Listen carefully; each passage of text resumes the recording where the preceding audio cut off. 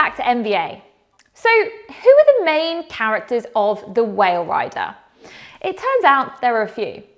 Every story has its main protagonists and antagonists, and The Whale Rider is no different.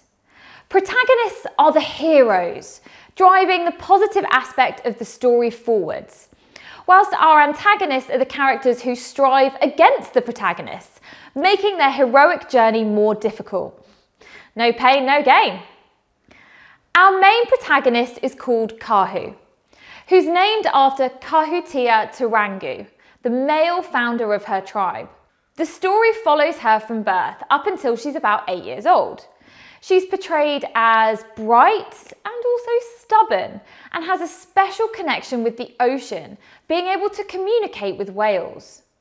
She loves her Maori heritage and looks up to her great-grandfather Koro, and does everything she possibly can to please him. We get all these hints that she is the longed-for new chief of the tribe, but because of the fact she's a girl, Koro won't consider her for the role. Her development as a character is one of confidence. We see her bloom into a saviour for her people, despite all the prejudices against her.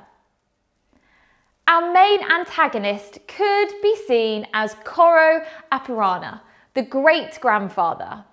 As we know by his illustrious title of great-grandfather, he is very old, a fact that indicates to us that he might be too old to appreciate the flexibility required in modern times.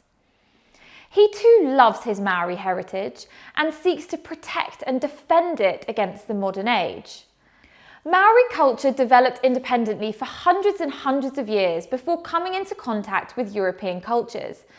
And since that contact, there's been a constant struggle to keep the Maori cultural practices alive. Like Kahu, he too is stubborn, and a battle of the wills between the two of them plays out all throughout the book. While he's the antagonist in that he provides much of the negative drama for Kahu, he's really not all bad. His desire to keep the Maori culture alive and find a new chief to lead the Maori people is a very good thing. Next up, our first non-human main character, the bull whale. 20 metres long and impossibly old, we are told that he carried the original whale rider in his youth, which was 1,000 years ago. The first part of each season starts with looking at where he is going with his herd. His journey as a character symbolises the way that the cycle of life continues and provides a warning against living in the past too long. His memories are important because they let him decide where to lead the herd next. But when he stays locked in the past for too long, he nearly brings his whole herd to disaster. Like Koro and Kahu, he too is stubborn, but very emotionally connected to the earth. His character provides a sense of longing for how things used to be, man and nature in harmony together.